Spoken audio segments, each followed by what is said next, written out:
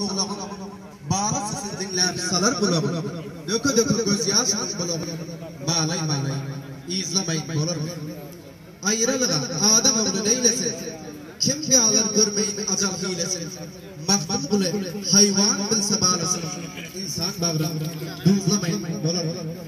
Yer ve yaradan kudreti güçlü, büyük ve mehriban Allah Teala'nın adıyla hürmetli alimlerim, yaşlılarım ve ilerleyen gerçek cevan ve ocanların icazesi bilen iki dünyanın serveri olan Muhammed Mustafa sallallahu aleyhi ve sellem mübarek rahmetine beyni esselamu aleyküm ve rahmetullahi ve berekatuhu her birliklerimize takdim ediyor.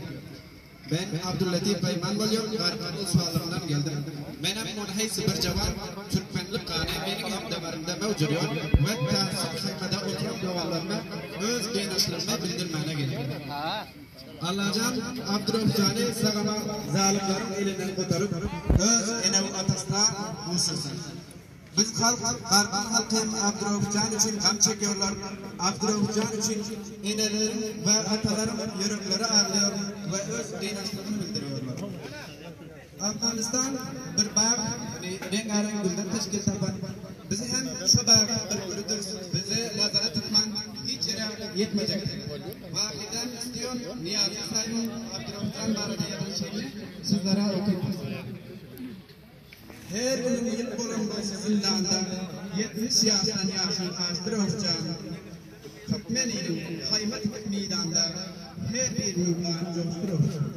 Zehir buldu atan inançları, nalıydı göğsüne vurup daşları, senin için gözden çıkan yaşları, kan ağırlık yere düştürür.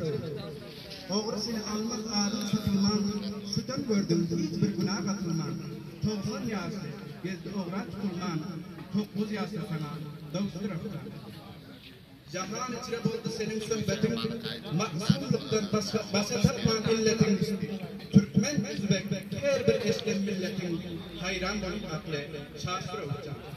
Çağırıp soldu kızıl yüzlerin takat gitti grup bağlı gözlerin. Tiyirden beter bulup aydan sözlerin gura degnan bağrı destir olacak.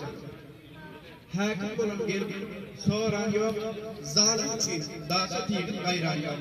Şanı adışın şehide yaylan yok. Senin adın halva düştür olacak.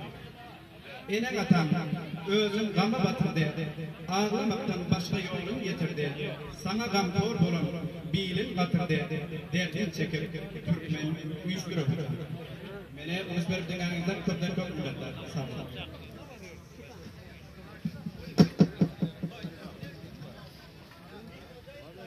Canı dilden hizmet edip